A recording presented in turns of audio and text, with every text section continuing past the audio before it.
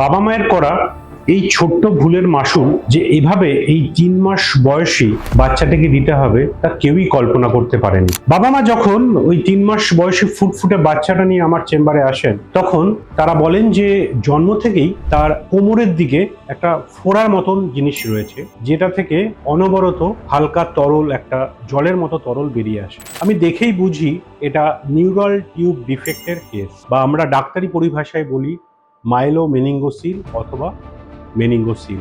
বাবা মা দুজনেই অপ্রাপ্তবয়স্ক। মায়ের বয়স 18 বছর এবং বাবার বয়স 20 বছর।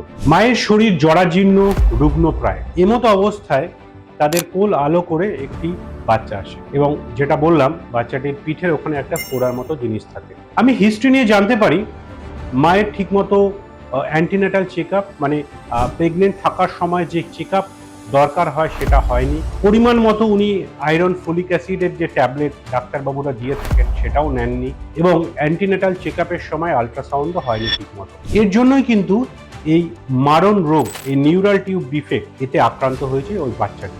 এর ফলে ওর পায়ের যে নড়াচড়া সেটা কিন্তু হচ্ছে না, কারণ নার্ভগুলো অকেজো হয়ে গেছে। এর অপারেশন রয়েছে, কিন্তু অপারেশন করলেও এই বাচ্চাটি আর 5টি বাচ্চার মতন স্বাভাবিক ভাবে খেলা করতে পারবে না, হামাগুড়ি দিতে পারবে না, অথবা দাঁড়াতে পারবে না। তাই আমি এটাই বলতে চাই যে যখন আপনারা মনস্থির করছেন যে আপনারা বাচ্চা নেবেন, তার আগে অবশ্যই ডাক্তার দেখান, এবং ডাক্তারের পরামর্শ মতো যে ওষুধপত্র উনি বলে দেবেন সেগুলো অবশ্যই নেবেন, এবং অ্যান্টিনেটাল চেক আপ নিয়মিত করান, নিয়মিত আল্ট্রাসাউন্ড করান, অ্যানোমালি স্ক্যান করান। তাহলেই কিন্তু আপনারা এই যে মারণ রোগ, যেটা আপনারা অনিচ্ছাকৃত বশত ডেকে আনলেন, সেই যে সাফারিংস গুলোর থেকে কিন্তু ওই বাচ্চাটিকে বাঁচাতে পারবেন।